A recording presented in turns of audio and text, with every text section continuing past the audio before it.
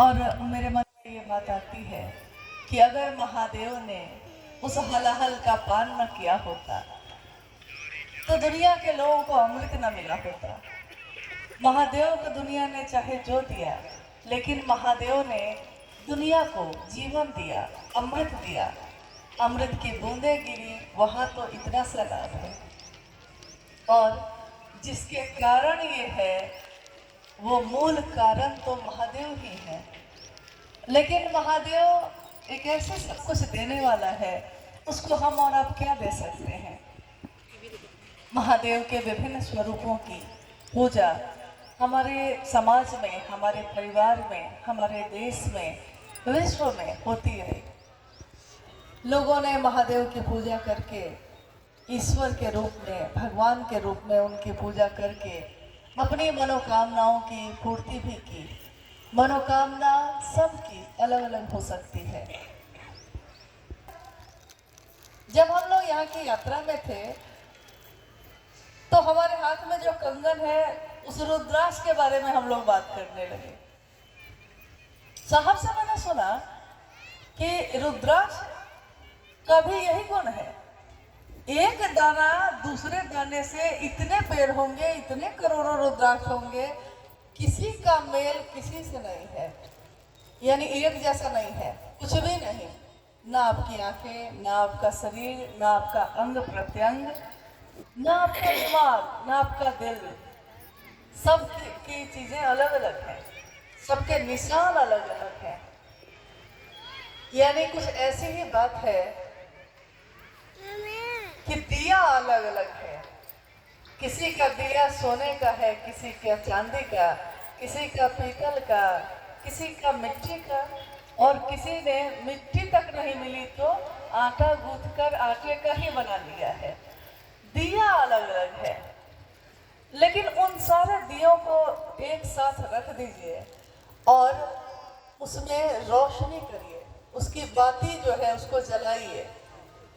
बाती जब जल जाती है और तब अगर दिए को छुपा दिया जाए और कहा जाए कि अब बाती को देखिए, रोशनी को देखिए, और इस रोशनी से आप पता लगाइए कि कौन सी रोशनी सोने के दिए की है और कौन सी माटी के दिए की है, तो कौन बता सकेगा?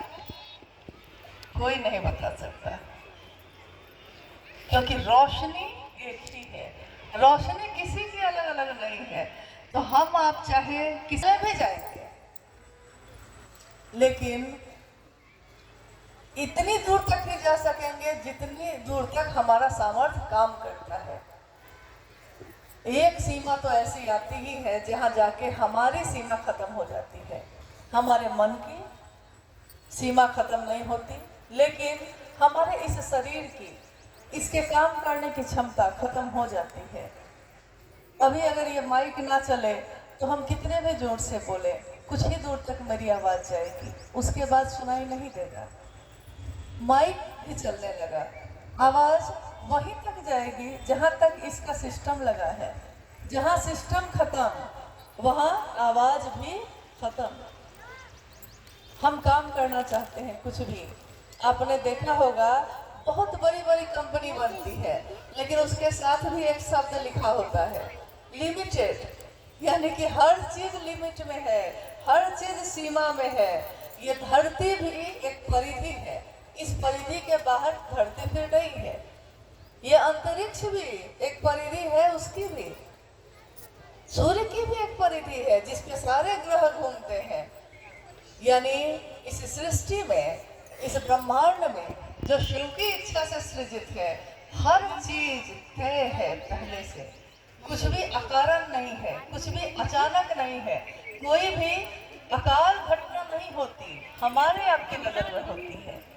लेकिन ये सारी चीजें तय है, हमारा ही दिमाग है, हमारा ही दिल है। अभी हम लोग, इतने लोग इस मैदान में बैठे हैं, हम अगले पल क्या सोचने वाले हैं? कोई एक आदमी बता सकता है?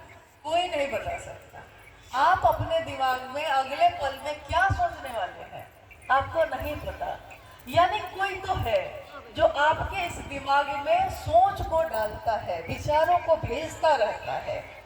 और वो कौन है? वो कौन सी सत्ता है जो हमारे ही दिल में, हमारे ही दिमाग में चीजों को भेजती रहती है और बदलती रहती है। कोई नियंत्रण करता है लेकिन वो दिखाई नहीं देता। हम योजना बनाते हैं, दीर्घकालिक योजना, अपने जीवन की बहुत सारी योजना। हमारी योजना कुछ और होती है लेकिन ईश्वर की कुछ और होती है। हम जो सोचते हैं, हम सोचते हैं हम ये कर लेंगे, लेकिन जो तय है ऊपर से, आप किसी न किसी घटना से आपका मन ही आपको उस तरफ मोड़ देता है जिस तरफ आपने सोचा भी नहीं था कि आप जाएंगे या आप करेंगे। यानी अकारण तो यहाँ कुछ भी नहीं है। महादेव की वो सत्ता जो ईश्वर की है, जो ईश्वरों के ईश्वर महेश्वर की है, उनके सभी रूपों को जो दानदाता स्वरूप रहा है। दानदाता का अर्थ